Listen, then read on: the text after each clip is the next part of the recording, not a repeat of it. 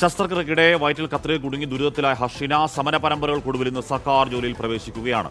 Kozhikode medical കോളേജിലെ മാതൃ ശിശു സംരക്ഷണ കേന്ദ്രത്തിൽ ഓഫീസ് അസിസ്റ്റന്റായാണ് UDF സർക്കാർ ഹർഷിനയ്ക്ക് നിയമനം നൽകിയത്.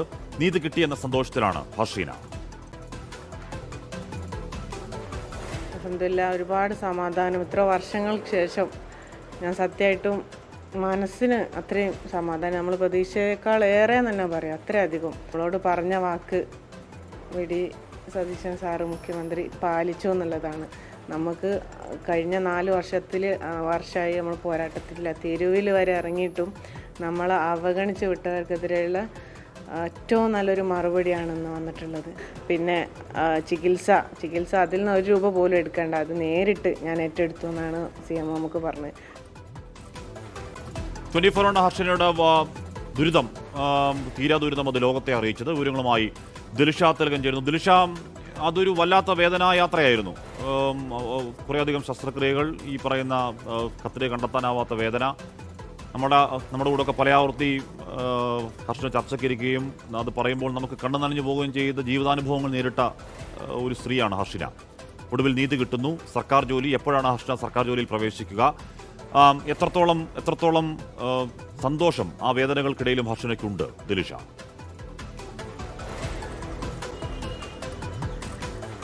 ഹഷ്മി പറഞ്ഞതുപോലെ തന്നെയാണ്, ഹർഷിനയ്ക്ക് വളരെയധികം ആശ്വാസമുള്ള ഒരു തൃപ്തിയുള്ള ദിവസമാണ് എന്ന് തന്നെ പറയേണ്ടിയിരിക്കുന്നു. ഹർഷിന കഴിഞ്ഞ ദിവസം നമ്മളോട് പ്രതികരിച്ചതുമാണ്. എന്തായാലും ഹർഷിന ഇന്ന് ഏകദേശം 11 മണിയോടുകൂടി ജോലിയിൽ പ്രവേശിക്കും എന്നാണ് അറിയാൻ സാധിക്കുന്ന വിവരം. ഹർഷിന കോഴിക്കോട് മെഡിക്കൽ കോളേജിൽ വെച്ച് തന്നെയാണ് ഹർഷിനയുടെ 3ാം പ്രസവ ശസ്ത്രക്രിയ നടക്കുന്നത്. ആ 3ാം പ്രസവ ശസ്ത്രക്രിയക്കിടയിലാണ് ഹർഷിനയുടെ വയറ്റിൽ കത്രിക കുടുങ്ങി തീരാ ദുരിതത്തിലേക്ക് അവർ പോകുന്നതും. ഏകദേശം 9 വർഷത്തോളം നീണ്ട ഒരു പോരാട്ടം, 9 വർഷങ്ങൾക്ക് ശേഷമാണ് നീതി ലഭിക്കുന്നത് എന്നുള്ളതാണ് ഇതിൽ ഏറ്റവും പ്രധാനപ്പെട്ട കാര്യം. UDF സർക്കാർ അവരോട് പറഞ്ഞ വാക്ക് പാലിച്ചിരിക്കുന്നു. ഹർഷിനയ്ക്ക് കോഴിക്കോട് മെഡിക്കൽ കോളേജിലെ തന്നെ ഈ ഒരു ഗുരുതര ചികിത്സാ പിഴവ്, കോഴിക്കോട് മെഡിക്കൽ കോളേജിൻ്റെ ഗുരുതരമായിട്ടുള്ള അനാസ്ഥയുടെയും ഗുരുതര ചികിത്സാ പിഴവിൻ്റെയും എല്ലാം ഏറ്റവും വലിയ ജീവിച്ചിരിക്കുന്ന ഉദാഹരണമാണ് ഹർഷിന. അവിടെ തന്നെ ഓഫീസ് അസിസ്റ്റൻ്റായിട്ട് ഹർഷിനയ്ക്ക് ജോലി കിട്ടുകയാണ്. ഏകദേശം 11 മണിയോടുകൂടി സൂപ്രണ്ടിൻ്റെ ഓഫീസിൽ വന്ന് ഹർഷിന ജോലിയിൽ പ്രവേശിക്കുമെന്നാണ് അറിയാൻ സാധിക്കുന്നത്. എന്തായാലും വലിയ സന്തോഷമുള്ള കാര്യം തന്നെയാണ്. ഇന്നലെയാണ് ഹർഷിനയും കുടുംബങ്ങളും ഹർഷിന സമരസമിതിയും തിരുവനന്തപുരത്തെത്തി മുഖ്യമന്ത്രി VD സതീഷിനെയും ആരോഗ്യമന്ത്രിയെയും നേരിട്ട് കാണുന്നതും കഴിഞ്ഞ സർക്കാരിൽ നിന്നും നേരിട്ട അവഗണന അത് നേരിട്ട് ബോധിപ്പിക്കുകയും ചെയ്യുന്നത്. നമുക്കറിയാം, കഴിഞ്ഞ 9 വർഷം, നീണ്ട 9 വർഷത്തോളമായിട്ട് ഹർഷിന സമരമുഖത്തായിരുന്നു.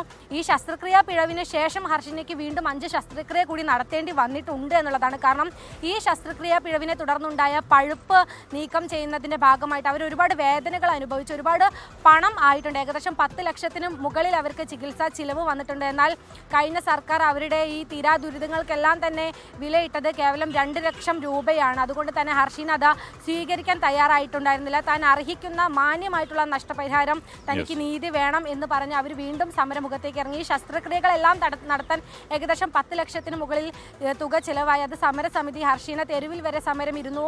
ആരോഗ്യമന്ത്രിയുടെ വസതിക്ക് മുന്നിൽ തിരുവനന്തപുരത്ത് സമരം ഇരുന്നു.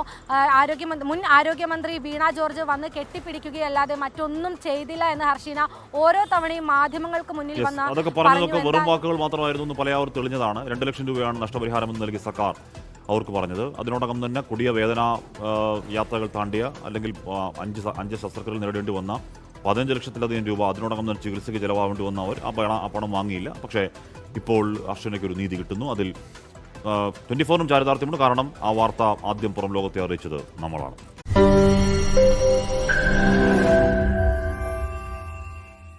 ലോകത്തെവിടെയായാലും ഏത് സമയത്തും 24 വാർത്തകളും ഓഗ്മെന്റഡ് റിയാലിറ്റി പാക്കേജുകളും എക്സ്പ്ലെയിനറുകളും വിശദമായി കാണാൻ ഞങ്ങളുടെ YouTube ചാനൽ നിങ്ങൾക്ക് സബ്സ്ക്രൈബ് ചെയ്യാം.